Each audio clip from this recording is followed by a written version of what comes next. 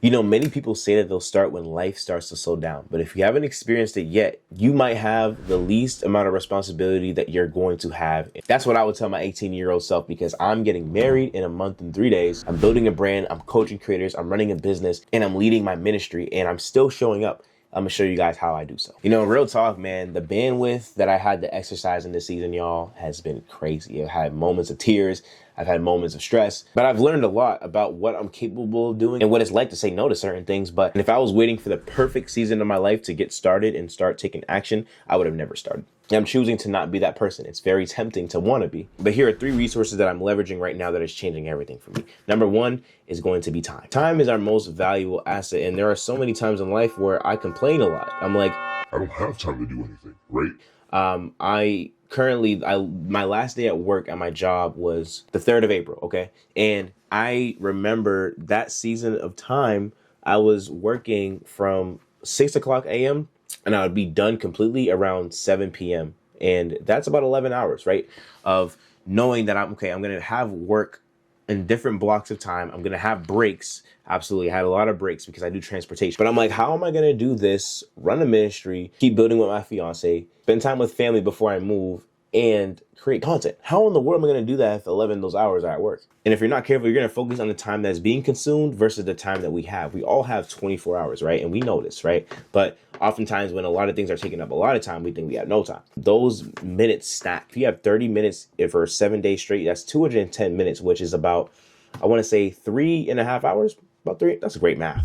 That was straight off the dome, man. But yeah, about 3.5 hours a week to be able to select and do something, whether that's batching content, whether that's wedding planning, whatever it is. Like, I can actually I have time. I have more time than I think. And I don't even got kids yet, but especially if life feels full right now, I take those 30 minutes or whatever I have to batch my content. I try to plan ahead. I'm not recording every single day from scratch. That would be very taxing to record, to brainstorm, to edit, to post, to come up with captions and come up with titles and comment. Like, that's a lot of work to do once, like every single day, 7 days a week. And that's what we think consistency is in our brains. But this video you're seeing right now, I had sat down and I mapped out what I wanted to say, and then I go execute. That way, when I'm fully present with my fiance, I'm fully present with my family, ministry, I'm not still mentally fatigued by edit mode or posting mode or, oh my gosh, what video's next, because I actually set time to do that. Boundaries aren't a matter of doing less. It's a matter of doing things with full intention. The second thing that I'm learning is this season is fuel, not necessarily a setback. So getting married for me has been just this whole unique experience. You're becoming one with somebody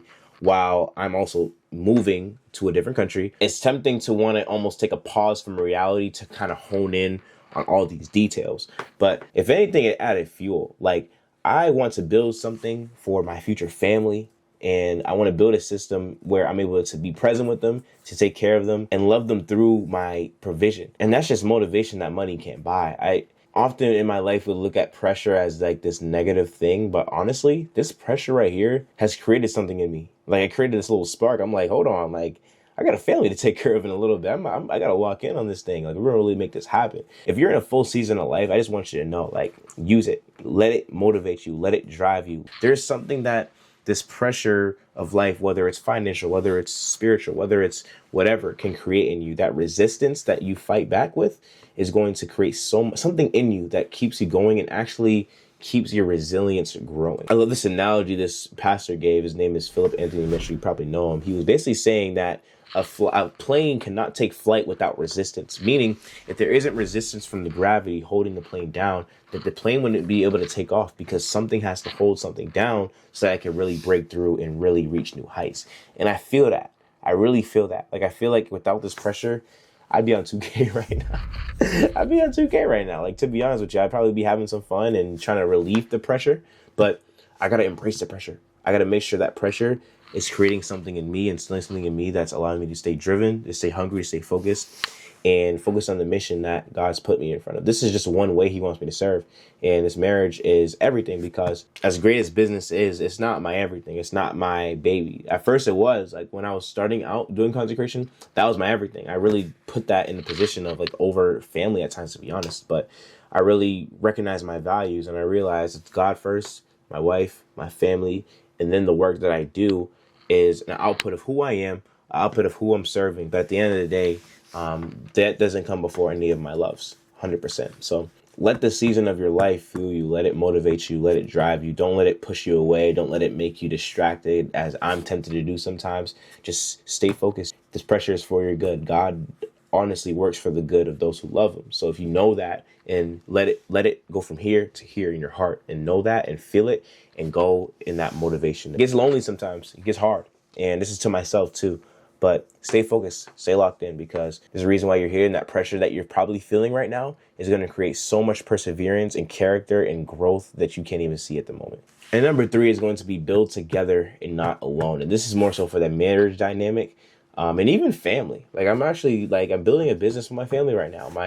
We're building a business, Your Brand Express, where we're helping business owners, speakers, content creators really get started and overcome their fear of speaking on camera, and really do that entire process done for them. All they have to do is sit there, be recorded, and we do all the work for them. And it's been such a blessing to work with my family.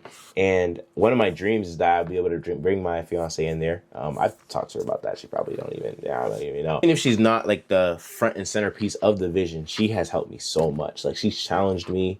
She's said some things. I'm just like, hey, I'm running that play. Like, you know what I'm saying? And without her, I really would not be in this position to have a year straight of pursuing business. Like I hope you guys understand, she's a real one. She's literally taking on a full-time job that she's not necessarily looking forward to working, for me to be able to create content and grow my business for an entire year. I don't want to get emotional, but that is a definition of a partner. Like you guys, if I could tell my sons anything, you want to find someone that complements your mission and doesn't take you away from it. It's such an important factor, because anybody else that isn't a part of the mission, the Great Commission at that, is going to be a distraction. They're not going to be able to help you elevate and be a partner to you. They're going to help you. You're going to have 2 paths. You're going to have your partner, and then you have this. But if things can be congruent, that's favor from God. Straight up, that's favor from God. And that is one of the best gifts that anybody can receive. She matters to me so much, man. I tell you what, I'll forever thank her for that. She didn't have to do it. I couldn't see it like that at first, because I'm moving away from my family. But I'm really thankful for her, man. And I want her to know that too. But when your partner understands your purpose, man, like they become your biggest supporter instead of your biggest distraction. Build with the people in your life, and not around them, not away from them. You want to build with them, and you want to find someone. If you're going to build your life, if you're going to map out your life, find someone who is equally yoked with you, someone who's able to withstand hard times with you, who's willing to build with you, who supports you, who builds you up. Yeah. I just wanted to say that, man, because I would have never chosen Wise if I didn't have great examples. I had great examples of godly parents. They've helped me know what it's like to look for what it's like in a godly woman.